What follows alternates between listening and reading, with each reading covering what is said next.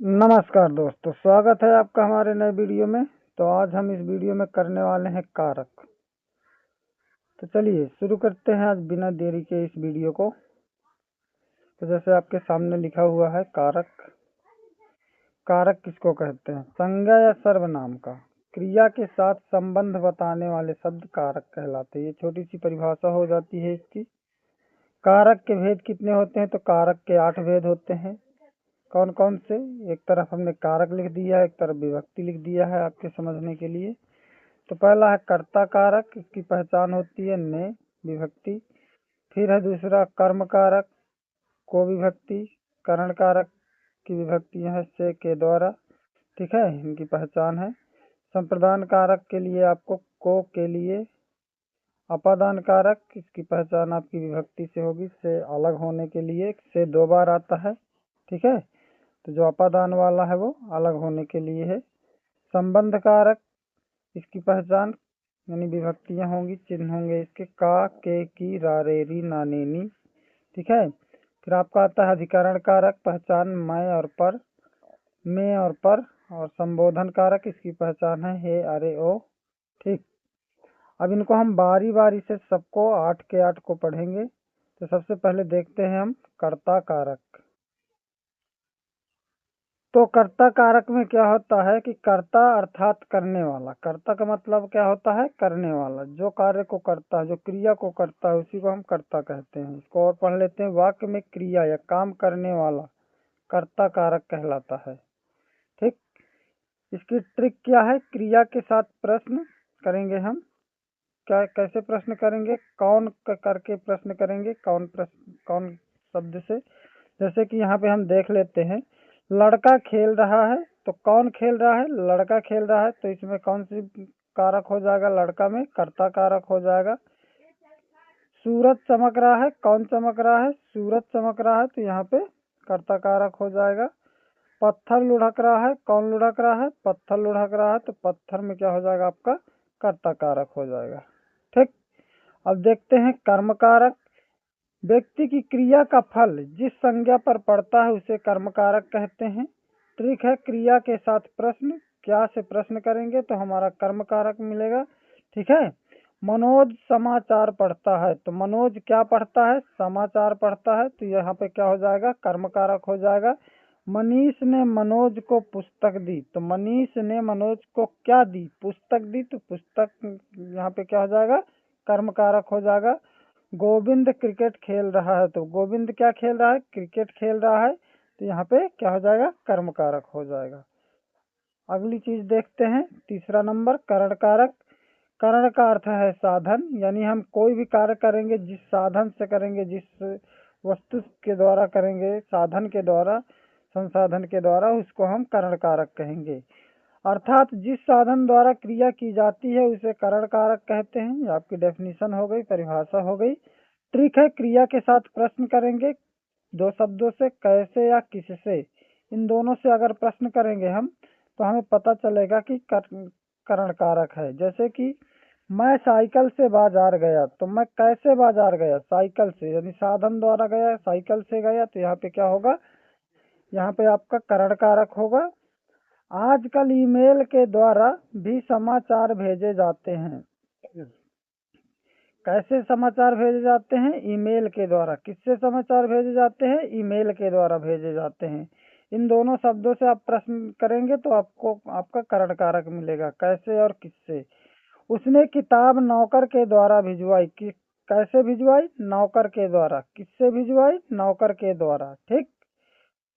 चलिए नेक्स्ट देखते हैं, 4 नंबर है संप्रदान कारक है। वाक्य का कर्ता, वाक्य का कर्ता जिसके लिए कुछ काम करता है या जिसे कुछ देता है उसे संप्रदान कारक कहते हैं। यानी जिसके लिए आप कर्ता जो है काम करेगा या जिसको कुछ देगा उसको हम क्या कहेंगे?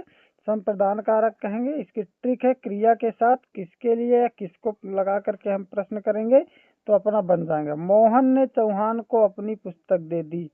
तो मोहन ने किसके लिए अपनी पुस्तक दे दी? चौहान को।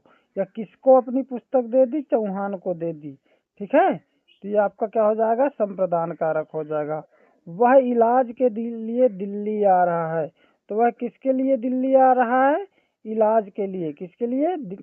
इलाज के लिए। तो यहाँ पे क्या हो जाएगा? संप्रदान कारक हो जाएगा। वह पढ़ने हेतु कॉलेज गया, या वह पढ़ने के लिए कॉलेज गया। तो किसके लिए?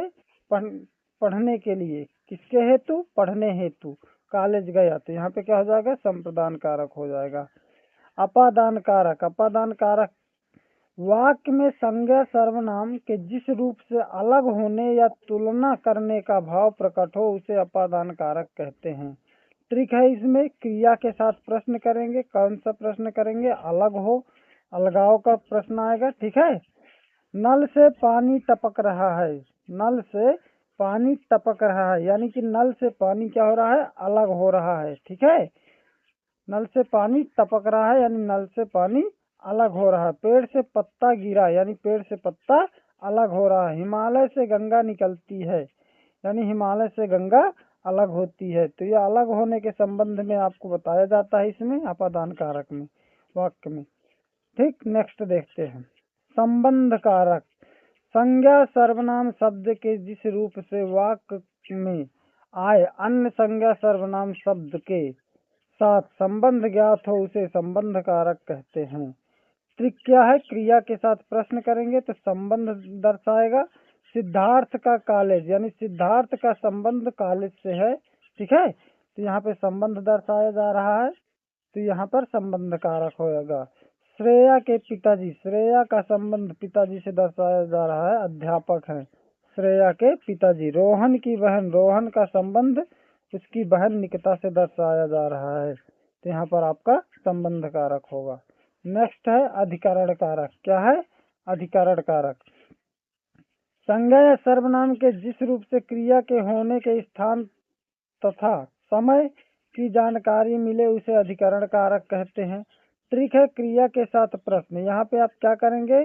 कहाँ और कब, यानी स्थान भी यहाँ पे पूछेगा और समय भी यहाँ पे बताया जा सकता है, तो आपको उस हिसाब से बताना है। स्थान भी हो सकता है और समय भी हो सकता है इसमें। ठीक। और प्रश्न करेंगे हम कि कहाँ और कब। तो जैसे कि हमने यहाँ पे आगे लिख रखा है, मेज पर किताब रखी है। तो मेज किताब कहाँ पर रखी है? मेज पर। कहाँ रखी है? मेज पर। किताब कहाँ पर रखी है? मेज पर रखी है। तो यहाँ पे क्या हो जाएगा? अधिकरण कारक। कमरे में अंधेरा है। कहाँ अंधेरा है? कमरे में। कहाँ अंधेरा है? कमरे में। कहाँ पर किताब रखी है? मेज पर रखी है। कमरे में अंधेरा है। कहाँ अंधेरा है? कमरे में। परीक्षा मार्च में होगी। परीक्षा कब होगी? मार्च में होगी। तो मार्च में आपका क्या हो जाएगा? अधिकरण कारक हो जाएगा। ठीक है। परीक्षा मार्च में होगी। नेक्स्ट देखते हैं, लास्ट है संबोधन कारक। यह संज्ञा सर्वनाम के जिस रूप में बुलाने या पुकारने का बोध हो उसे संबोधन कारक कहते हैं। क्या कहते हैं इसको? संबोधन कारक कहते हैं। इसकी जो ट्रिक है, ट्रिक क्या है? क्रिया के साथ प्रश्न करेंगे तो संबोधन चिन्ह, इसमें ज्यादा दिमाग नहीं लगाना। जब भी आपको संबोधन चिन्ह मिल जाए, ये वाला चिन्ह, ये वाला, ठीक है। कौन सा वाला? ये ऐसे करके ऐसे नीचे बिंदी लगा रहता है, तो आप समझ जाइए कि ये जो है संबोधन कारक इसमें होगा। अरे भाई मेरी बात सुनो। तो यहाँ पर ये देखिए संबोधन चिन्ह लगा हुआ है। हे ईश्वर मेरा मार्गदर्शन करो, तो यहाँ पे संबोधन चिन्ह लगा हुआ। ओ लड़के इधर आ, तो यहाँ पर संबोधन चिन्ह लगा हुआ। इसकी सबसे बड़ी पहचान यही है। ठीक। तो उम्मीद है आज हमने कारक निपटा लिए इस वीडियो में। आपको वीडियो पसंद आएगा, और अगर पसंद आए तो लाइक और कमेंट जरूर कीजिएगा, और हो सके तो सब्सक्राइब भी कर लीजिएगा। जय हिंद, जय भारत।